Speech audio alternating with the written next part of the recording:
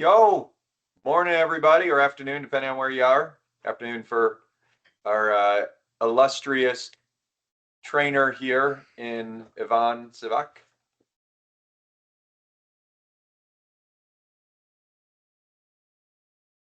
Quite excited for everybody to join us, so thank you.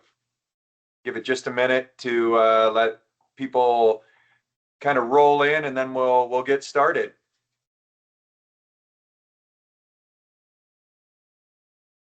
Oh yeah, everywhere seems to be getting chilly, doesn't it, Catherine? It is. Though I'm about to go to a place where, in Yvonne's way of giving temperature is 25 and 29 in October somehow, and I'm leaving somewhere that's 9. So, and or for those of us in the Fahrenheit world, about 85 or about 40. So, which neither are complaining numbers. All right, looks like we've got some everybody rolling in. Everybody else can catch up. Appreciate everybody for joining us. Anybody that's in IT Nation next week, make sure to register for our Tuesday session. We'll pop the link up there at the end of this so that you can see it. We'll be doing an in-person session on Tuesday before IT Nation of this. So if you find this valuable, which I'm sure you will, I will love to have you on site as well to be able to ask questions in person and cover a few other topics. So today we're going to be covering RAG and kind of the 101 area of it, why it's important, and how your understanding of it will make it easier for you to deliver AI services to your clients and really help your clients understand what makes meaningful and measurable AI outcomes versus what doesn't.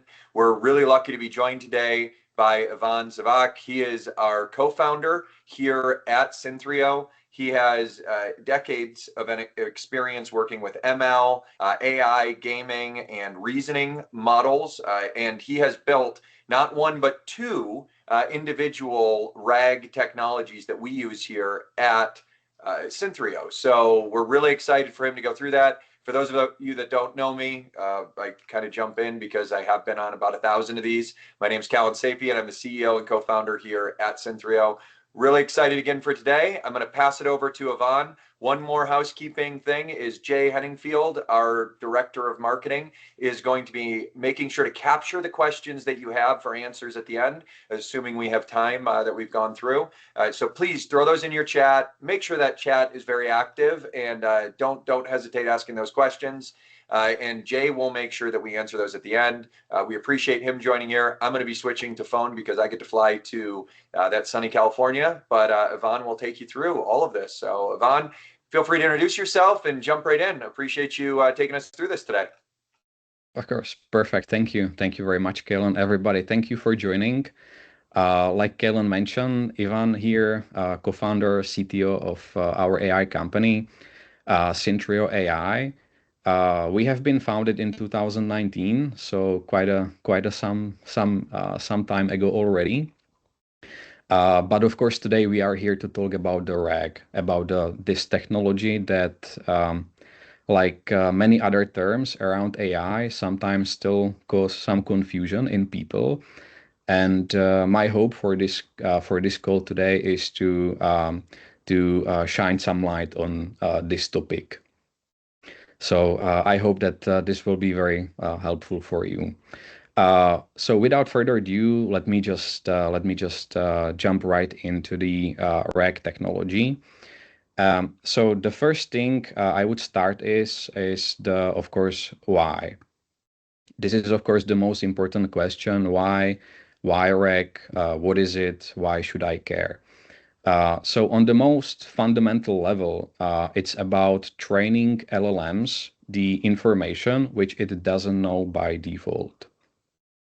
So of course, if you are a company that has internal or private or sensitive information, which is not in public domain, you basically want to teach your LLM the information that you would like to have conversation about. And the important thing is that there are basically like only two ways these days to do that. So of course, the first one, the first way, which is a little bit harder, and I don't want to scare you with this picture, but the first method to basically train the large language models with your custom documents and data and everything is called the supervised fine-tuning. And sometimes I call this method to be, I call it the fine-tuning over neural weights. And again, I don't want to scare you with these terms. However, the GPT models, they are, of course, neural networks. So pretty much similar like we have, like everybody has in our like brain. It is, of course, inspired by human brain. And these neural networks, they can be, in the case of OpenAI or Gemini and these large language models, they can be huge.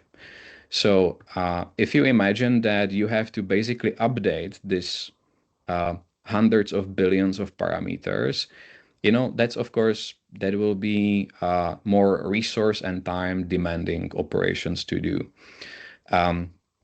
There are techniques these days that you can actually employ to make this process much faster and much more affordable.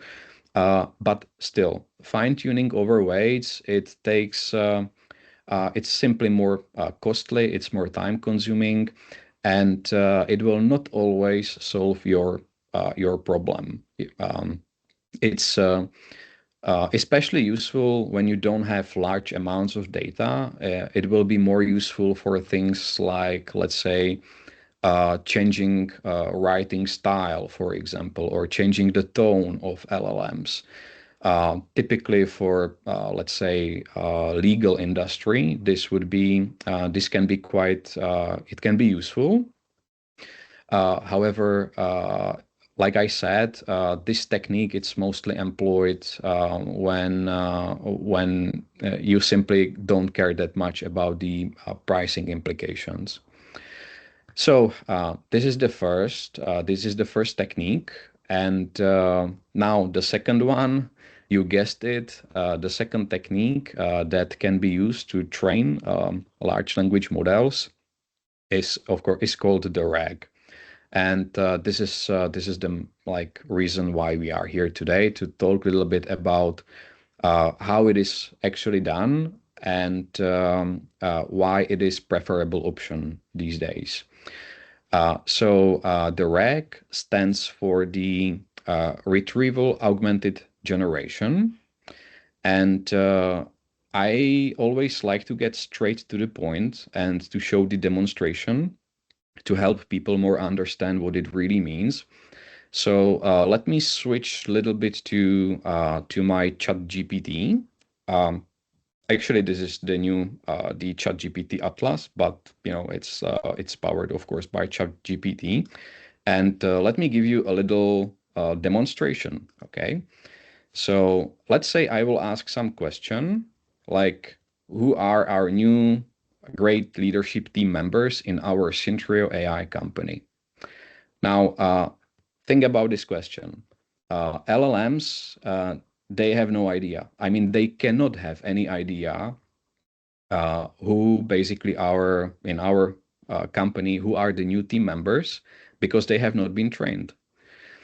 So when I try to send this into GPT-5, you will get answer like, yeah, that's pretty much it. I'm not certain yet because I haven't been told who they are, and I should not guess. So this is actually a pretty good answer, given that it doesn't know the information.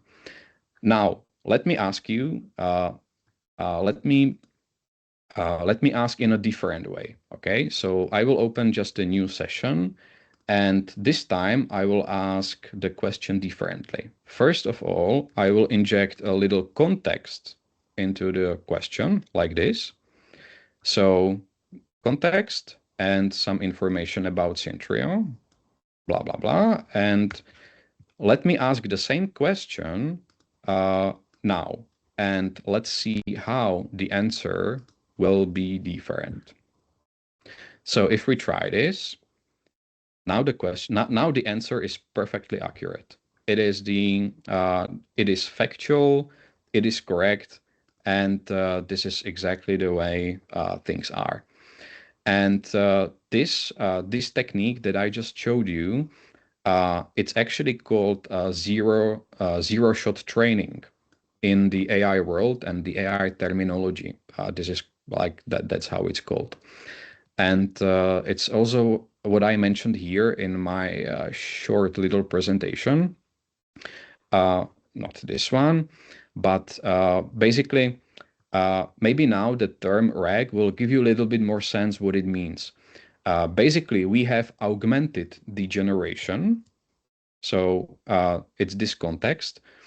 We have augmented this generation based on some retrieved information, which is this part, which is basically retrieved information into the context and injected into the context.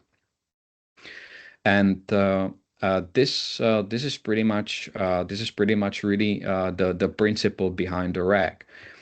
You basically inject the relevant context into the prompt just before it is sent to the large language model for the final to give you the final answer. And it is for a long time this zero shot abilities in AI models, it was not possible. This is for a different discussion. It's definitely fascinating discussion, but it would be for a little bit different webinar. But the zero shot, basically before the GPTs, it was terrible. And for us humans, this idea, it actually sounds pretty naive, even maybe like trivial, but in the AI world, it's a huge deal. And this is one of the reason the zero shot training. It's actually one of the reason why GPTs are so revolutionary. We humans, we don't think about it that way, but this is a huge deal because the AI must be able to actually understand the information in the context. It must be able to comprehend, to have some kind of high level picture about the question and put it all together. So it really is a big deal. And with this knowledge, of course, the most critical part, and I have even mentioned it here, is of course to always be able to inject into your context the relevant information. So when somebody asks any question and it's let's say you have your large language model which is trained on your company's documents and data, uh, and let's say you have like hundreds of thousands of documents, then the key is to always retrieve the right context into for the large language model to be processed. So if you have, let's say, if you are in a situation that you have like 5 documents and let's say 2 pages in each, you don't really have to bother with any rags or any fine tuning. You can just copy paste it into the system message of the LLMs, and you can just have conversation. It's not big deal. However, if you have even hundreds of documents or thousands, or like I mentioned, even you can go to millions, then you need to have some kind of smart way how to inject always relevant information into the context for the LLM to be processed. And I have also mentioned here a quick demonstration because the way that this context is retrieved is done using the embedding models. So maybe some of you have heard the term embedding model in association with the RAGs. And basically the embedding model, what it gives you is basically it gives you the ability to infer relevant context based on the system prompt. And I have prepared a little demonstration in Python, and I definitely don't want to scare you with any Python code here. But I just wanted to show you basically how it looks like, when you actually call the embedding models. Because most people who use ChatGPT, they only use the chat models, the GPT-5, the Anthropic Cloud. They don't use the embedding models. So I just wanted to basically show you how it looks like if you actually, what happens with any kind of question that I have right here. So this part of the text with which I just selected is some kind of, example question like reset the user's password in Active Directory. Okay. And this is not a programming session, so I don't want to explain this part, but I am just basically what I am doing is that I am calling the embedding model. And here I would like to show you how this embedding model, actually how the result of the embedding model looks like. So if we just call the OpenAI, here, this little chunk of text that I have selected, this part, this is the result of the embedding model. And you can basically see that this is just a bunch of numbers. So that's what it is. It's a bunch of numbers. And this list of numbers, it's called the vector or embedding in this particular context. Now you can see there are actually a lot of numbers.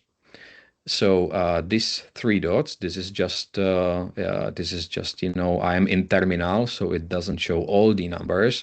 But if we check like how many numbers we have in this particular embedding result, we will see that there is 1,536 numbers.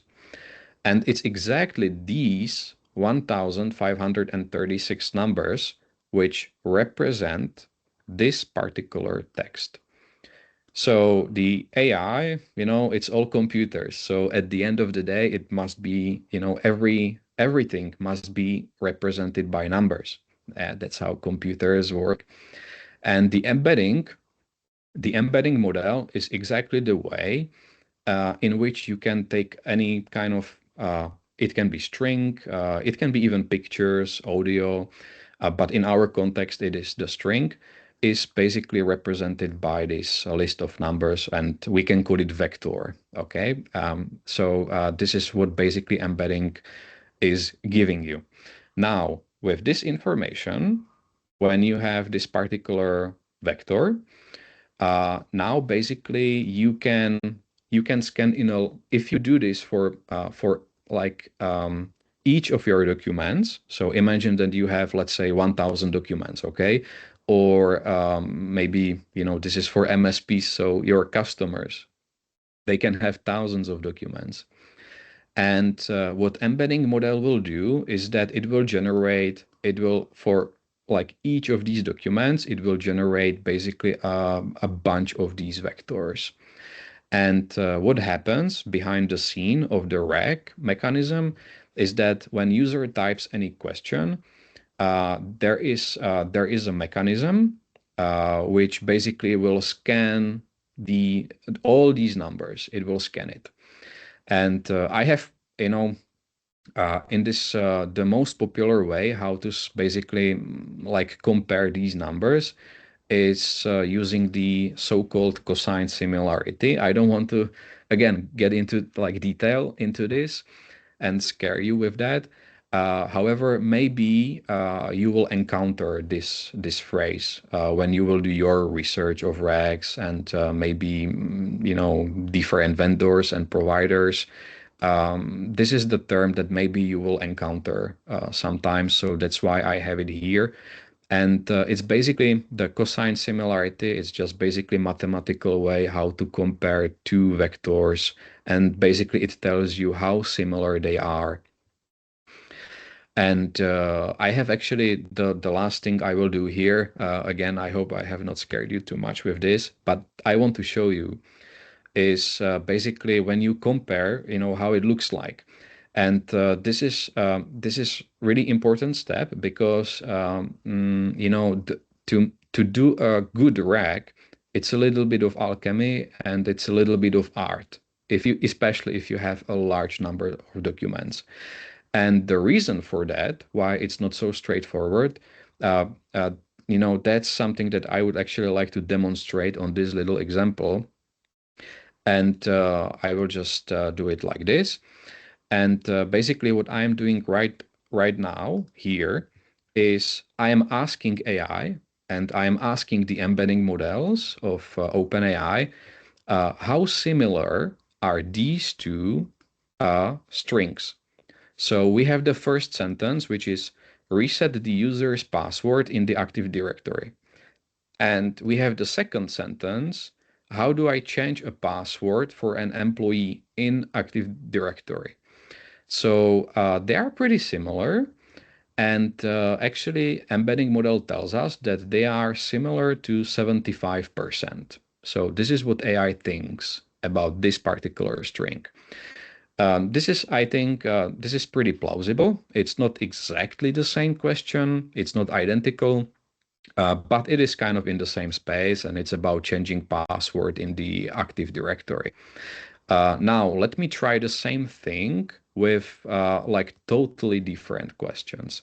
So I will compare the first reset password, and I will compare like how do I install the Python on Ubuntu Linux, and I will also compare it with just hi, how are you? So uh, let's see how much similar the AI thinks these sentences are. And so for the first one, we already mentioned it's like 75%, and it's actually quite plausible. But for the second one, uh, I mean, for us humans, it's completely different. But AI still thinks that there is like 5% similarity. And for the third one, hi, how are you? There is like 3%. So it's not much, but it should be zero. Yeah. But it's not. This is not how the embedding model, how they actually work. So I am showing this to you just so you know that the cosine similarity itself and all these vector stores and pine cones and Mongo vector stores and all of these vector stores, they all pretty much use the same technique when they search through thousands or even millions of documents. And I wanted to demonstrate you that there can be nuances, especially if you have like large number of documents, it can give you sometimes not like full context, and maybe it's something that you have encountered yourself when you played with rags or when you played with different vendors and machine learning stuff. And Yvonne, so, yeah. double clicking on that for a second, does that kind of point to the importance as we're adopting RAG of understanding the underlying technologies as well as making sure that you have access to fine tune it to get the best results for the response or the action that the agent's going to take? And Kellen, the question is, sorry, what is the question Yeah, exactly?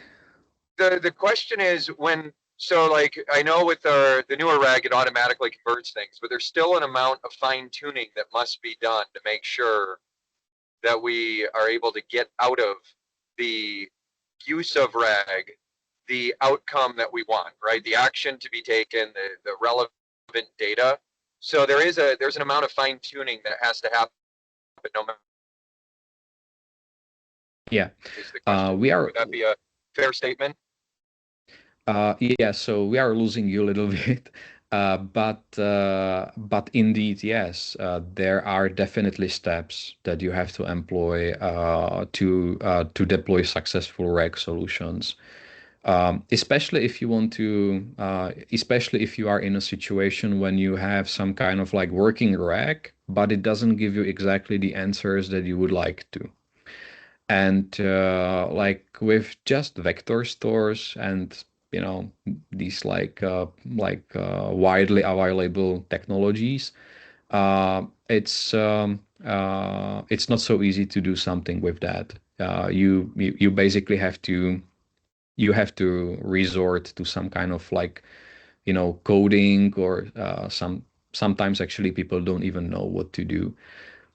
So yes, it goes to our Ivan, maybe to your. oh, sorry to cut you off there, Ivan. I think what Callan was referring to is more about the preparation of the data and chunking and preparing it for embedding to make sure that your search results are more accurate on your cosine similarity. But I think that's where you were headed next. Yeah, it's definitely both. Yeah. Yep.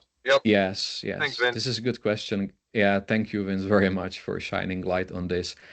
Indeed, there is this little schematics from this is actually from Wikipedia, and maybe now it will make more sense. So of course, we have the user query, which has to be converted into the vectors using the embedding models. And then we have to find the relevant documents in the database, it can be vector database, but, it can even be CSV. It doesn't matter that much in this particular discussion. And here are actually the chunks. So this is absolutely true what Kalen and Vince mentioned. Before you even can do those embeddings, you have to convert all those PDF files and Word documents and a bunch of other file types. You have to convert them into text, and you have to chunk them. Because if you imagine that you have, let's say, a large PDF, and it can be, the annual report, let's say, from some large big fund. They can easily have 1,000 pages, and it's not a good idea to take 1,000 so much text and just put it into the context, into a single context line. Not even mentioning that the GPT models, they have, of course, there are limits. So you have to chunk it. You have to take all the text and you have to chunk it into smaller documents. And you actually take those smaller documents, and those are the items that you actually convert into vectors, and that you then have to basically inject the relevant stuff into the prompt. So yeah, the chunking, definitely, it's very important step, and yeah, it's right here in the schematics. I also skipped this little beautiful chart, which I like to show sometimes people, because people, I mean, for us, we cannot imagine, how can a text, whole sentence basically, or even whole paragraph, how can you, how it can be represented by numbers like vector, how can it be that 1,536 numbers actually capture all the sentence? And this is topic for different webinar, and probably different discussion, but only to give you intuition, at least, it's basically based on the research which happened before GPT models, before 2019. There was this very interesting research going on in the AI community, which actually which produced some of these cool examples. So because you can represent these basically language numerically, you can do also calculations on those, so if you take, for example, let's take a word king, and let's do plus. So king plus woman minus man equals queen. Yeah, and it kind of makes sense. Yeah, you take basically king. Well, queen is like king, but it's a woman, and if you subtract that man, you end up with queen. And it's actually very this was precursor of the GPTs, the fact that we can actually embed information like this. It's like really cool thing. And the modern embedding models, they are based on this research. So I only wanted to give you like intuition why it's numerical, why it has to be numerical, and that you can imagine when you see embedding, you can now imagine these little schematics that you can basically represent the words in this like high dimensional space. So because that's what all those numbers are. Yeah. So when we showed that this vector has 1536 numbers, in mathematical terms, it means that it has 1536 dimensions. That's how it's being in mathematical terminology. But okay, let's go. Let's go maybe for some QA. Well, Ivan, If can there. you maybe quickly bring it all together? So you showed how we get the cosine similarity, but how on your early demo, how we would go from how we would go from all of the vectors down to getting that context that you sent in your example. Like you didn't really explain how that cosine similarity would work. I think that's probably worth, how you get the chunks, you embed them into the vector database. You've talked about that. Now Yeah. that we've embedded the data, we've assigned a similarity index score, and now a user asks a question. How do we determine what data to bring back out of that RAG or out of that vector store and then give that to the context of the LLM? Yes, absolutely. That's a good point. Yeah, so I will maybe for this particular question, I will borrow this schematics. So that's exactly right. So in the first step, if we kind of like summarize this, we have to take all our documents. So just for the sake of imagination, let's imagine we have 1,000 of PDF files. So the first step is that the RAG has to actually digest all these documents and extract the text out of those documents. So it will be a huge blob of text. We also have to remember from like what are actually those file names. This is for like the later kind of later retrieval. We have to be able to like do citation and all these things. So besides the text itself, we also have to remember from which documents these chunks of text they come from.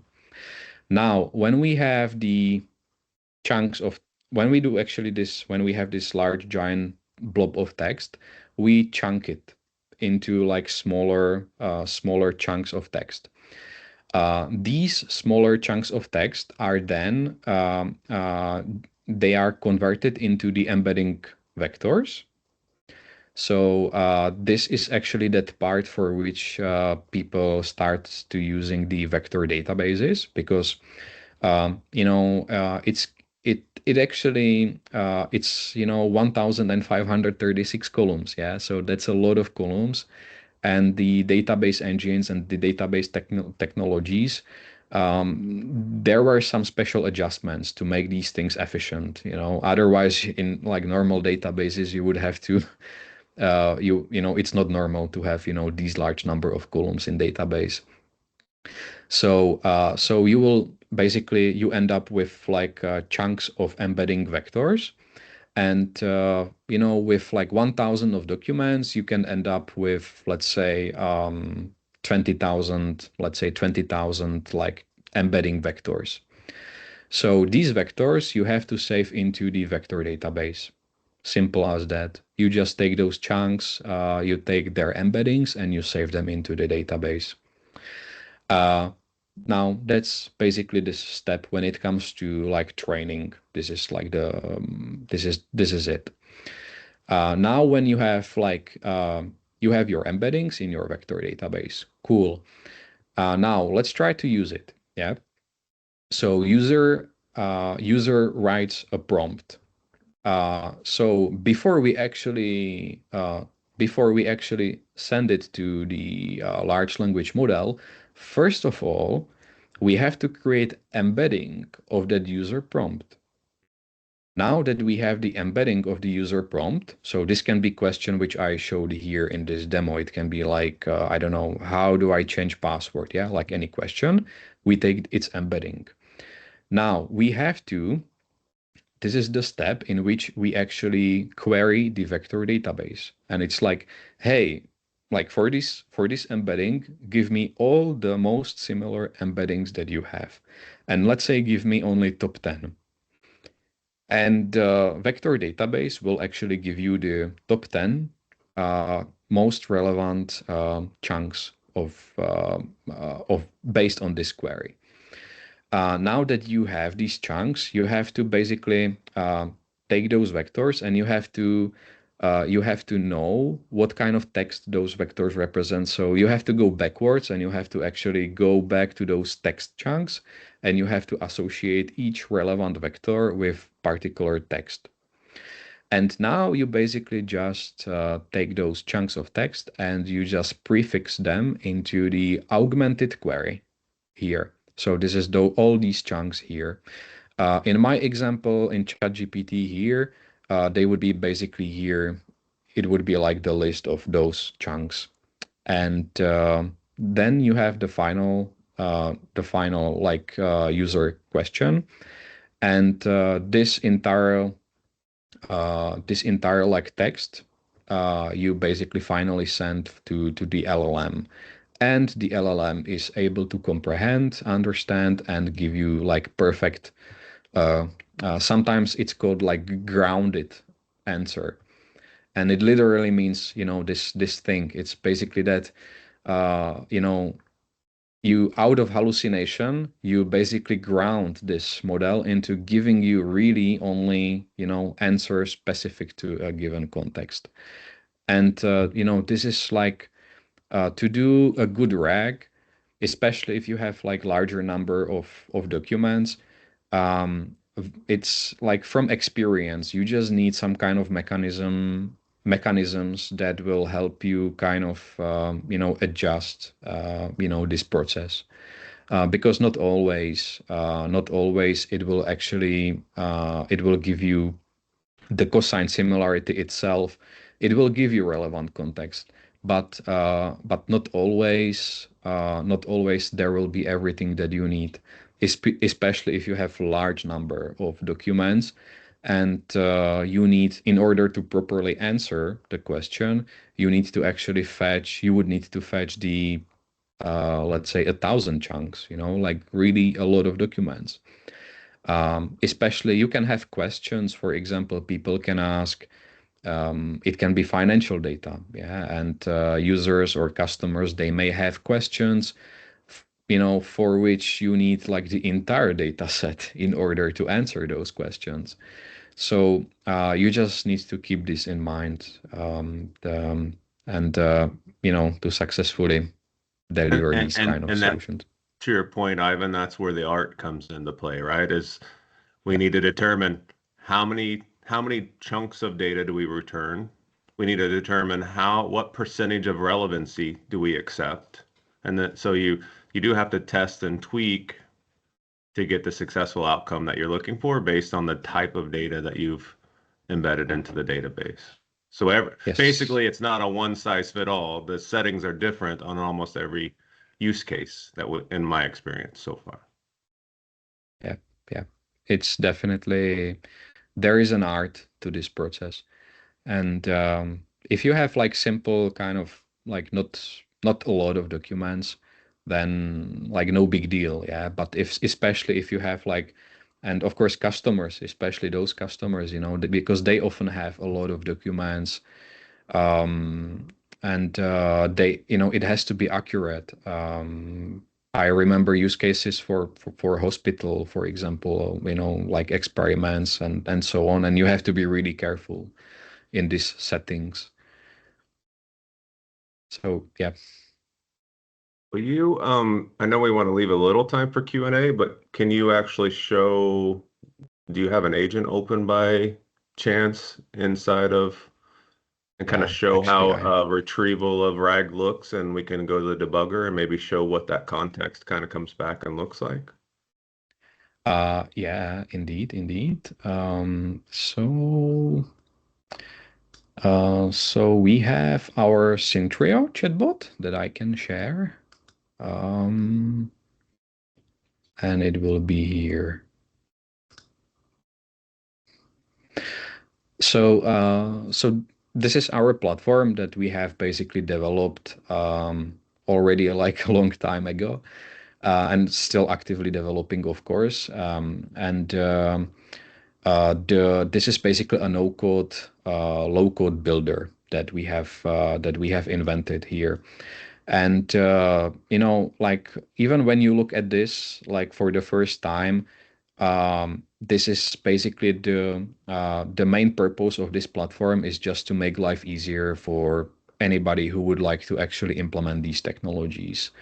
So it's much easier to use platform, graphical platform, than deal with this Python that I just showed you. And this is just scratching the surface. This itself, of course, will not give you like the full rag, and we haven't basically developed the rag here.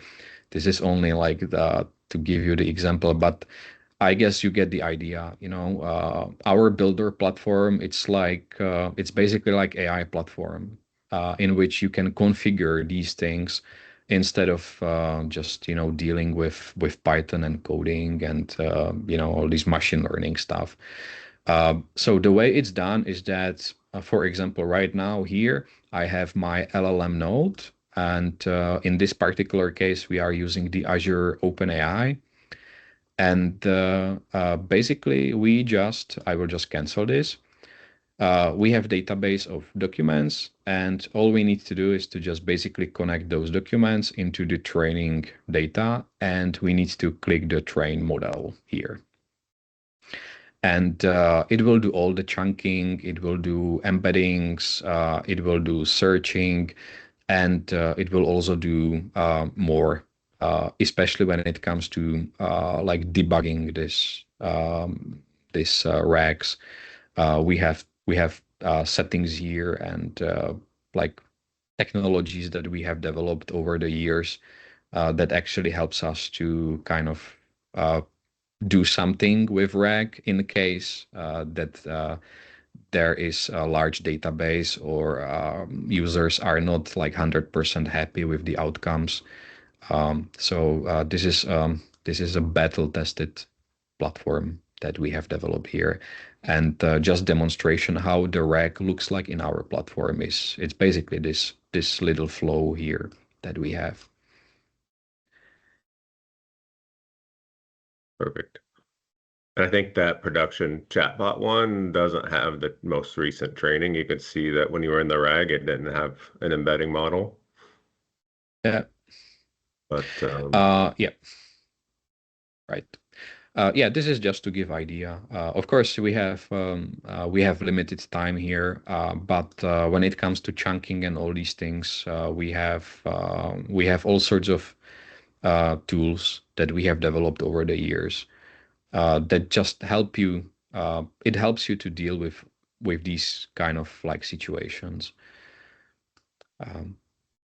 Because yeah, like we said, the rag can be it can be like straightforward, but in like from experience in like real world, really production environments, you often need to go a little bit extra mile to successfully deliver desired outcomes. So yeah. yes. So we didn't leave a lot of Feel time for questions, but yeah, if anybody has any questions, and what I was going to have Ivan show right here, but we could always show later in another training session, was just showing you guys what the output of the embeddings are and tweaking some of those RAG settings so you can see the different context that gets returned as you make an adjustment to the node. Yep. Yep. Indeed. Indeed. Anybody have any questions in the last couple of minutes? I know James probably always does. Come on, James.